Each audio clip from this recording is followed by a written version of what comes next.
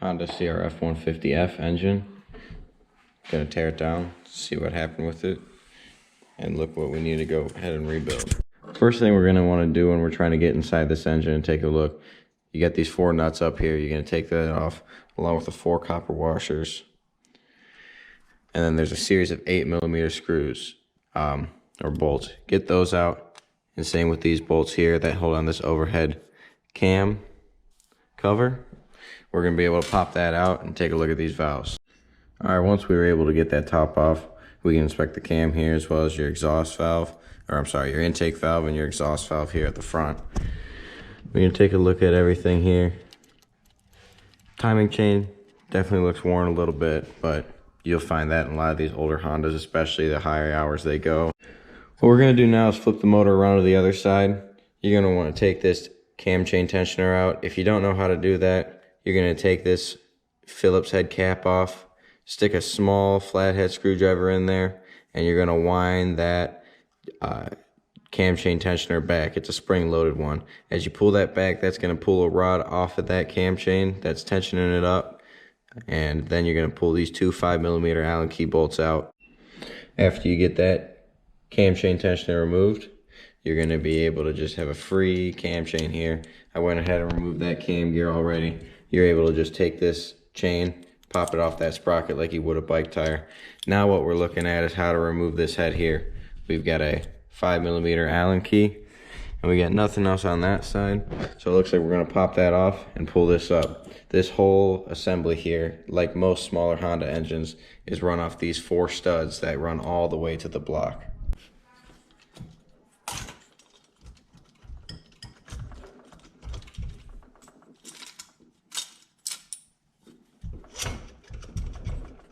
And from what I see, doesn't look too bad inside. We can look at the bottom of the head, and here is probably one of our problems. It looks like we have a dropped valve right there. Most likely because that timing chain was too loose. It could have jumped some timing, and that valve hit the top of our piston. It looks like it could have been hitting there, and also there you can see a couple of marks in the carbon buildup on the top of that piston. It's also important to note that you don't want to drop this timing chain inside of the case. You can see it's on a gear down there that's connected to your crankshaft. If it drops down there, sometimes it's hard to get out and get back on that gear. And if we're not doing a bottom end rebuild on this, that's the last thing we want to do, is have to take all this apart. So when this motor came in, it was locked up. And as you can see, I went ahead and did just drop this timing chain off. I ended up realizing we're definitely going to need to replace that. As you can see inside this cylinder now, it's very clean. No scoring, no nothing. You can run your fingers over it. You don't feel anything. Very smooth surface. And like I said, it was locked up when it came in. And now it spins freely. So most likely, it's not a problem with any cylinder, piston issue, or any crank issue. We're probably going to go ahead and still take this cylinder off and get a new piston and a new set of rings in there for the customer, as well as a top-end gasket kit, just so we know he's good for the future. These Honda engines run for a while, and especially with a new top end. I rarely see crank problems with these unless they're running low on oil, which it looks like this one's had some pretty good life left in it. What we're also going to do is replace this timing chain, and I'll show you how to do that once it gets here. All right, so what we're looking at when we talk about a drop valve is, you can see here on this valve, it's not fully seated. That means that that valve is bent, and that caused from that timing chain most likely skipping teeth, opening the valves when they weren't supposed to, and when that valve was down, it hit the piston. So what we're going to do is, it looks like this head is in good condition. We're going to get new valves ordered for this, new valves installed. Most likely we'll do new valve springs and retainers as well. Button this back together with a fresh gasket kit, and it should be good to go. All right, it's a couple days later. I just got the parts all in the mail. Couple things we want to check on this bottom end before we go ahead and build it back up. Just make sure that there's no debris in there. Everything looks pretty clean. Another thing you want to check is if there's no up and down play in this crank. If you have up and down play, chances are you're going to need to rebuild a bottom end. Before we go ahead and build this, obviously we're going to need to scrape all this old gasket material off. Make sure you get a paper towel in there or something. You're going to want to use the blue shop towels. Those are lint free. You don't want to get any debris inside the engine. So scrape that gasket off, get a nice mating surface. While we're at that, we're also going to be taking off this stator cover, removing the magneto and stator in there, and getting a new timing chain on there as well. Chances are that's the reason this bike ended up dropping a valve, is because that timing chain slipped. It's a little tore up and stretched out. I also got in that box is a new timing chain tensioner. It's just good to replace them both at the same time. Ensure this doesn't happen again, but everything else in this bike looked pretty good. So we're gonna do new timing chain, all new gaskets in the top end. We're gonna rebuild the head with new valves, valve springs, and seals, and get some fresh set of rings on here, and should be good to go. All right, we got that surface scraped down, got that new gasket installed here. Now we're gonna go ahead, take off this side cover.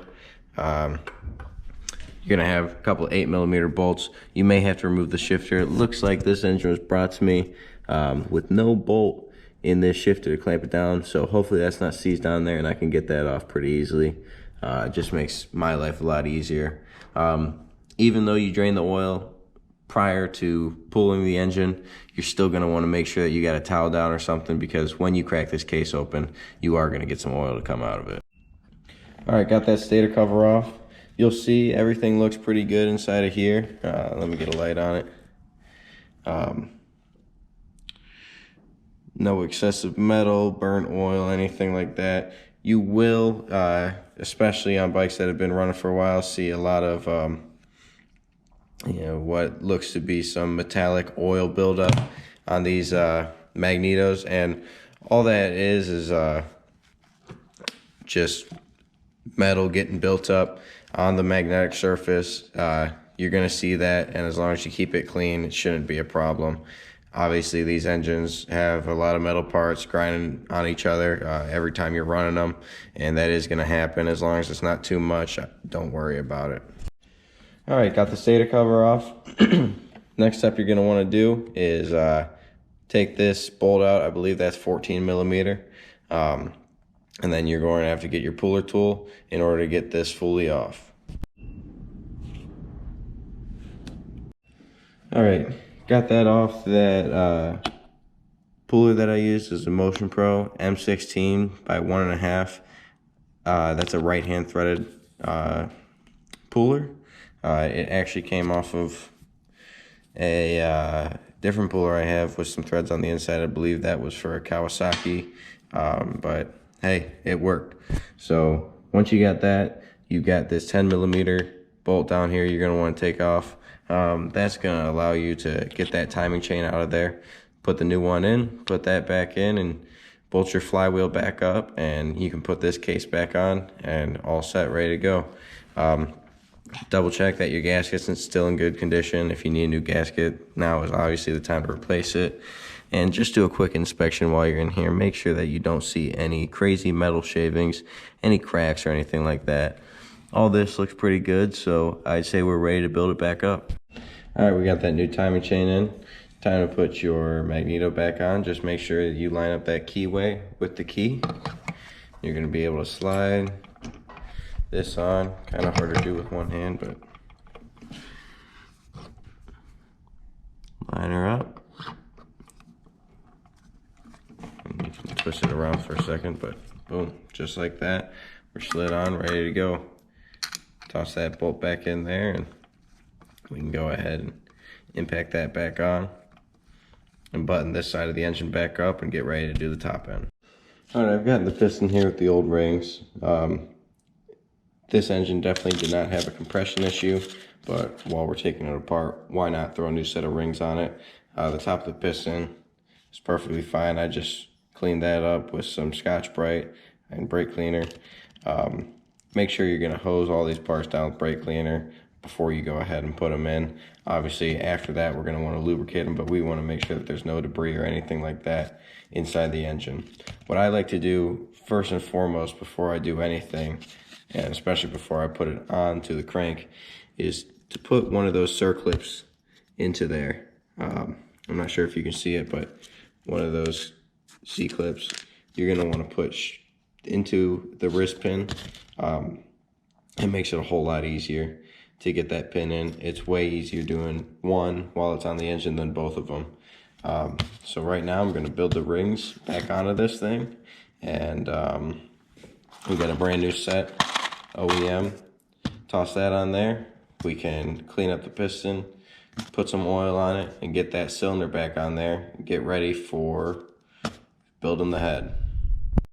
Another thing to pay attention when you're putting rings back onto a piston is make sure that you keep your gaps in that ring at different locations on the piston. I put mine a considerable amount away, usually 180 if I can, just because if you got both those gaps lined up, you do create a passage for air to slip through and leak down into the crankcase, and you're not going to get the best compression if you do so.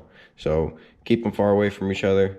Make sure that those rings are actually doing what they're supposed to, and that's keeping the compression in that top end. So when installing the piston, we've got that IN right there. That stands for intake. Some piston companies, if you're buying non-OEM, might say EX. That stands for exhaust. So that's just going to indicate what end or what side that piston is going to be oriented at. So right now we can throw this back onto that rod. I inspected the rod, the pin bore here. Everything looks pretty good. We will put some Lucas Oil Assembly Lube. That's what I normally like doing. You want to avoid a dry startup as much as possible. Once we toss that on there with our wrist pin here, we can toss in that other circlip and be good to go to put that cylinder on. Something I like to make a habit of is always putting a towel right here over our opening in our case where our timing chain comes out and our crank, because if you drop this tiny little clip, which is sometimes quite a pain to get in there, you're going to have a whole lot more problems trying to get it out. I've had to unfortunately split some cases in the past just to get this little clip out. So better safe than sorry. Get a towel there, make sure nothing falls down there, and in the event that it does, keep a small magnet on hand. All right, we got that clip in there, so we can go ahead and take this towel out, and we've got our piston here. So it is really important to make sure that you compress these rings right when putting that cylinder on. I still got to do a little bit of cleanup to that cylinder and make sure that gasket face that mates up here is 100% clean and clear of that old gasket. Once I do that, I'm going to be putting a little bit of oil on the piston as well as the cylinder, making sure everything's properly lubricated for that first startup, and sliding that thing over. So let me get to that, and I will show you how to put that cylinder on next.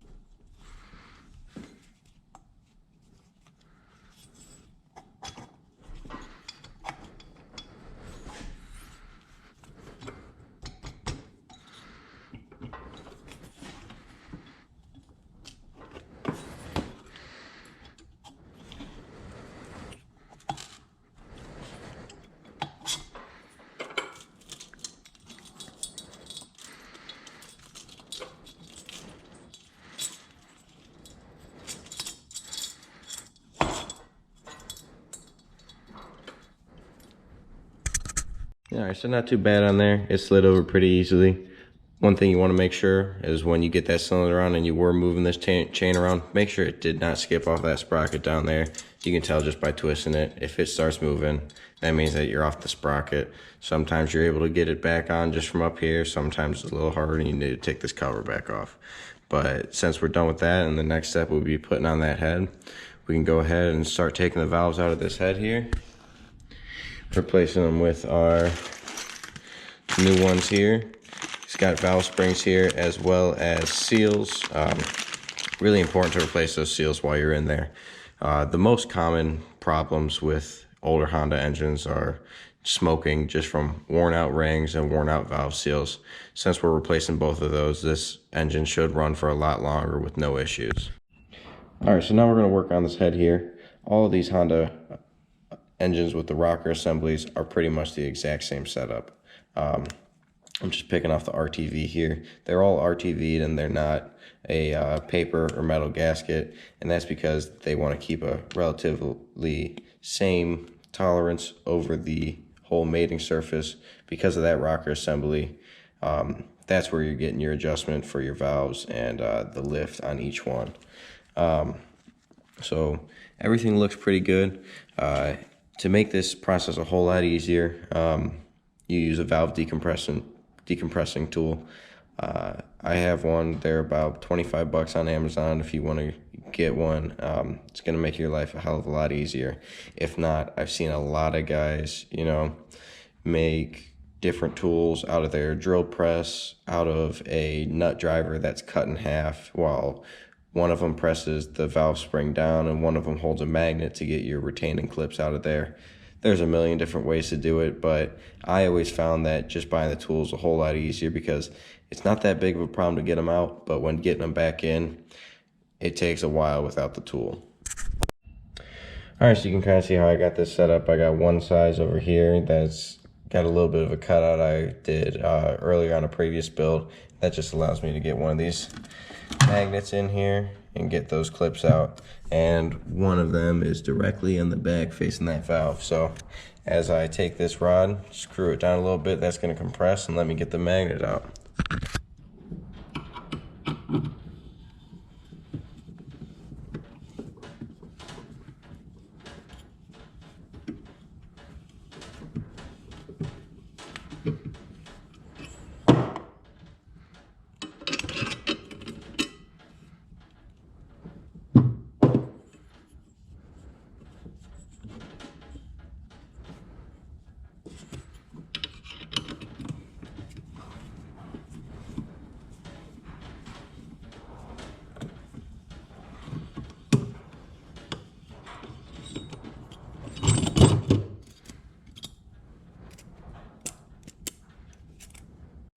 This is actually one of the engines I've seen with probably the least amount of heavy carbon buildup. That was just a little bit of a spray of brake cleaner and a wipe down, and that came out pretty clean. Gonna remove this plug and get in there just to make sure we get all of it. But real clean surface, head looks really good, valve seats look good. So, all right, just got one of the new valves installed. Everything went in smooth. Same process that I showed from removing the valves, it's just backwards. You're gonna wanna put your springs on just the way they came off the top, compress it down, get that valve stem up and above the top plane of this here, and then drop those two retainers right down in there and slowly back that tool off and monitor those retainers to make sure they seat properly, like so over here, both flush, both equal, and your valve will stay. All right, now that we've got the head built with the new valves and new valve seals, we're ready to toss this back on. Got our gasket there. This mating surface, you can see a little bit of gasket residue from the old one. I'm gonna go ahead and clean that up before we put it on, but just make sure you got your dowels there. That one's gonna go into that corner. Everything should slide on perfect. To make this process a little bit easier, I always like to get a magnet like I had when I was pulling the retainers out, and keep that up top to drag this timing chain up there. When you don't have an extra set of hands, it helps a lot.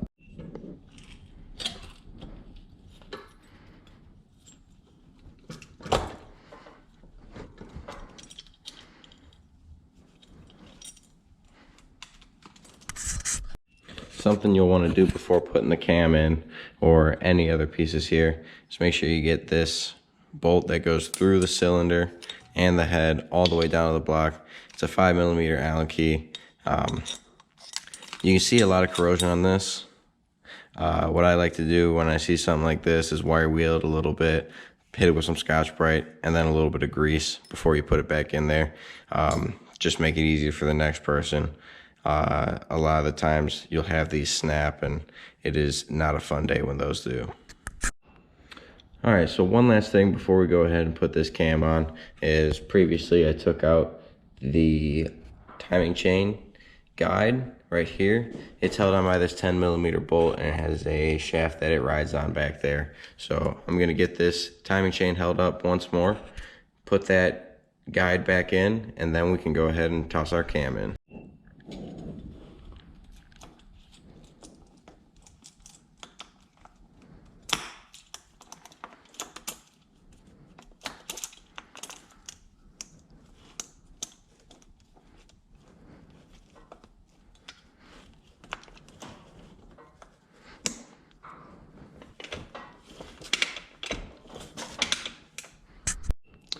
So before we do anything like put the timing chain tensioner in, we're going to want to get this engine to top dead center.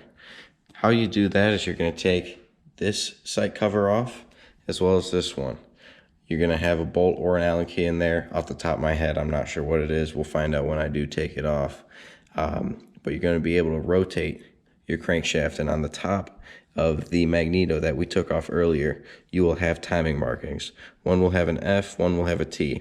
F means the time that the motor is going to fire. T means top dead center, or the topmost point of the piston.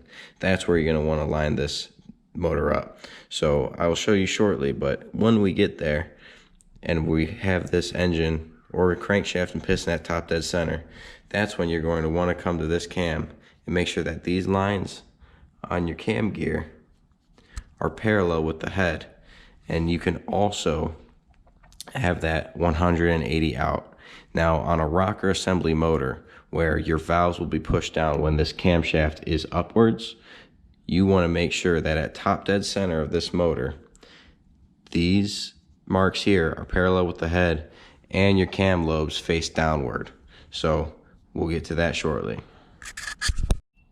So there's the F mark through that sight glass. That's when the bike's going to fire. And you're going to want to line those lines up with the line that is in the threads for this sight glass. So a little bit to the right, just past it a little bit, there's our T. So right on that line is top dead center. That means that at this mark, we're going to want to have this line here come parallel to that. Same with that one up to there. That's going to leave our cam lobes facing downwards. So the reason that we left that chain tensioner out is because there's no way that you're going to be able to skip these teeth with that in. So all right, we got that T marking exactly lined up, and right here, as you can see, we've got this camshaft parallel. You will see that it is a little bit cocked this way. It's not a full tooth mark, but you also do have to account that this did roll back a little bit from when you take that socket out of there, and when you do have this cam chain tensioner inside and this is bolted down, you will experience that chain twist just a little bit to the right, making that perfectly parallel. I've done tons of these engines and they're all that way. Keep these inspection covers open because you will need to access that to put it at top dead center once more time once you get that rocker box on top and want to set your valve clearances. Other than that, what we're going to do right now is, off the top of my head, I'm not sure what the torque spec is on these head bolts, so I got to find that out. But we're going to put some fresh RTV on there, or gasket maker, whatever you call it. I like to stick with the black stuff. That's oil resistant, and especially on a head that's squirting oil everywhere, definitely a big plus. So we're going to put a little bit of gasket maker on there, put that rocker box back on, torque this down to the recommended spec, and get ready for valve adjustments. All right, I got that rocker box on there now with the fresh RTV. While it's wet, now would be the time to wipe any excess off if you don't want that around that edge. Got these 4 bolts on the outer cover just to push that down. Now we can go ahead with our copper washers and our 12mm nuts and get those onto the head and torque them down. All right, I was just able to come across some specs here, and it looks like we're going to be torquing these head bolts down to 24 foot-pounds. Your exhaust specs for the valve are going to be 5/1000 of an inch, and your intake valve spec is 3/1000 of an inch. Make sure before you do anything with the valves that you are clamping these head bolts in a crossing pattern to 24 foot-pounds. That way you get an accurate clearance when you do those valves.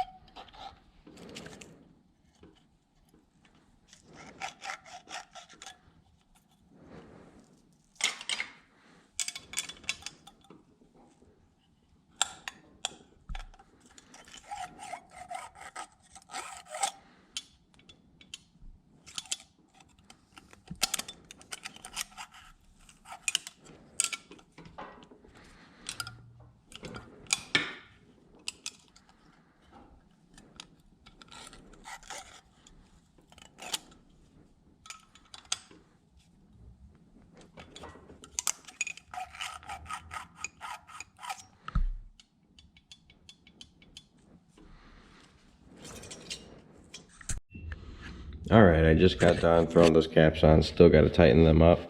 But the last process that we're going to do is putting this cam chain tensioner back in. These are pretty simple to do, and if you're lucky, whenever you buy them, or if you buy one and you keep one around, this is the key that locks it, and I'll show you how that works.